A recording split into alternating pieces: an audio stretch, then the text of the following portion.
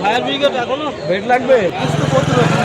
গাড়ির কাছে যাত্রী ধরেন না, আগুন ধরে গেছে রাস্তা।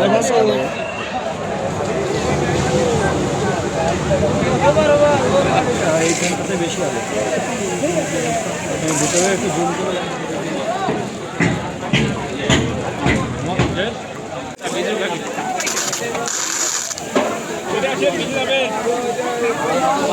ড্রাইভার বারবার বলছে এই গাড়ি ঢাকায় যাওয়া যাবে না। তো ওখানকার নড়াইল এক্সপ্রেসের যে দালালগুলো আছে, এই দালালগুলো জোর করে ড্রাইভারের উপরে চাপিয়ে দিয়ে গাড়িটা ঢাকায় মুভ করেছে। ড্রাইভার বারবার বলতেছে এই গাড়ি ঢাকায় যাবে না, এই গাড়ি ঢাকায় নিয়ে যাওয়া যাবে না, গাড়ি দুর্ঘটনা ঘটতে পারে। যাত্রীরা 3-4বার আমরা নেমে গিয়েছি। তারপরে ওখানে যে দালালগুলো আছে, যে সিন্ডিকেটগুলো আছে, এরা ড্রাইভারের উপরে প্রেশার ক্রিয়েট করে এই গাড়ি ঢাকায় মুভ করেছে। এই গাড়ি কিছুক্ষণ আগেই ঢাকা থেকে ব্যাক করে যশোরের উদ্দেশ্যে এসেছে। যশোরে প্যাসেঞ্জার নামায়ে এই গাড়ি আবার ঢাকার দিকে মুভ করেছে। তো এই দালালদের জন্য এই দুর্ঘটনাটা ঘটেছে। গাড়ি রানিংয়ে আগুন ধরে গিয়েছে। আগুন ধরে যাওয়ার পরেও ড্রাইভার অনেকেরই প্রথম নামতে দেয় নাই যখন ধোঁয়া উঠছে।